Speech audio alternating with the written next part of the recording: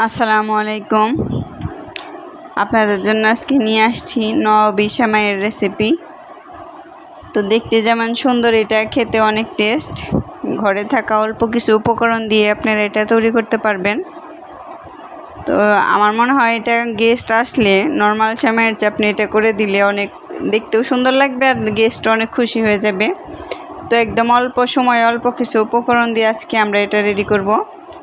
তো আমি 2 কেজি দুধ জাল দিয়ে এখানে 1 কেজি করে নিচ্ছি। এটা আমি ঠান্ডা করে নিছি, সুন্দরভাবে নেড়ে ঠান্ডা করে নিছি। আর এখানে আমি দিয়ে দিব পুরো একটা কনডেন্সড মিল্ক। এখানে একটা কনডেন্সড মিল্কই আমার লাগবে।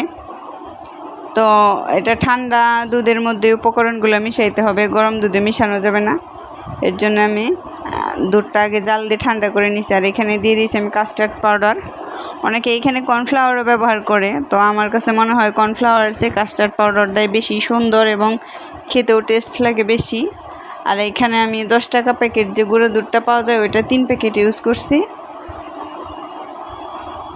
এটা নিয়ে নিচ্ছি। আর আমি দিছি পরিমাণ মতো লবণ। আমার মিষ্টি খাবারে একটু হালকা লবণ দিলে কিন্তু এর টেস্ট আরও দ্বিগুণ হয়ে যায়। তো আপনারাও সবাই একটু দিয়ে নেবেন। এটা আমি নেড়ে চেড়ে জাল দিব। এটা অনবরত নাড়তে হবে জাল দেওয়ার সময়।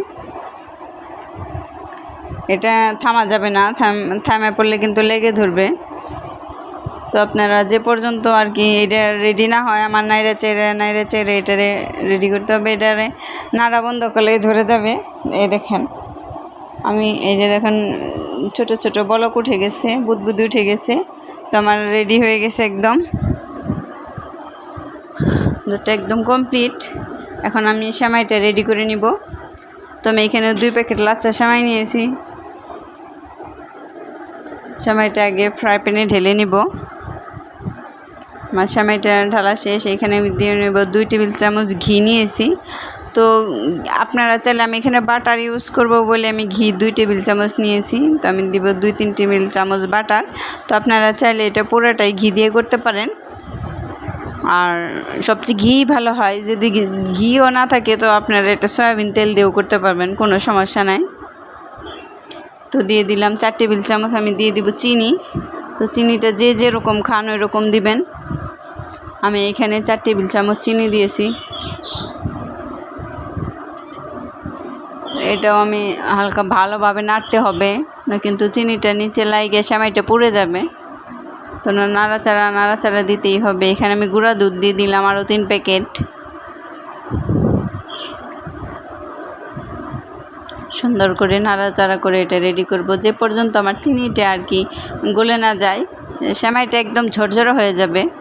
আর চিনিটা যে আমার গলে গেছে, তো আমার ভাজাটা কমপ্লিট। দেখেন একটু ব্রাউনি কালার এসে গেছে। তো আমি এখন এটা নামাই নিব।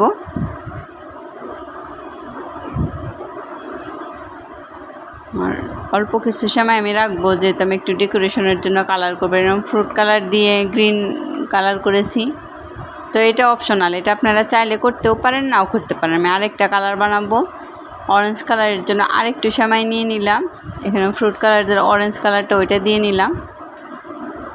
তো এটা যে করতেই হবে এটা না, আমি এখন ডেকোরেশন করে নেব। তো আমি প্রথম লেয়ারে সেমাই দিয়ে দিব। এখানে আমি চামচ দিয়ে সুন্দর করে একদম চেপে চেপে সেমাইগুলো সেট করতেছি। তো সেমাইটা সেট হয়ে গেছে। এখন আমি দিয়ে দিব ক্রিমটা। তো ক্রিমটা কিন্তু আমি সেমাই ভাজার আগে এটা রেডি করে নিচ্ছি। এটা আপনারা ঠান্ডা করে নেবেন, গরমটা ঢালবেন না, তো সেমাইটা নরম হয়ে যাবে। তো সুন্দর করে আমি সেট করে নিচ্ছি। এখন উপরে আরেক লেয়ার পাতলা করে দিব। এটা পাতলা করে আরেকটা সেমাইয়ের লেয়ার দিয়ে দিব।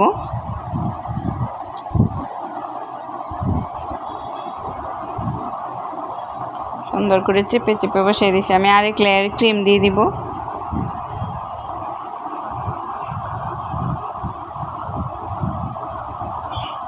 সুন্দর করে আপনাদের মতো করেই করে নেবেন। ভালো করে আমি ক্রিমটা দিয়ে দিচ্ছি। সাইড দিয়ে ডেকোরেশন করে নেবেন সুন্দর করে, যে যেরকমভাবে ডেকোরেশন করতে পারেন আপনারা ওই রকম।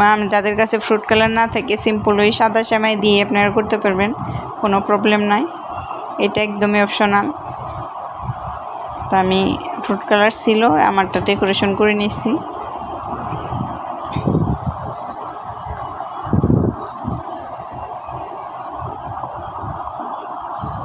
আর আমি অরেঞ্জ কালার দিয়ে একটু ডেকোরেশন করব।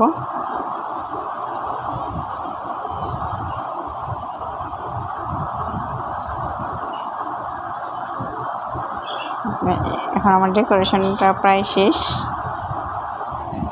হয়ে গেল, একদম অল্প সময়ে। দেখেন অল্প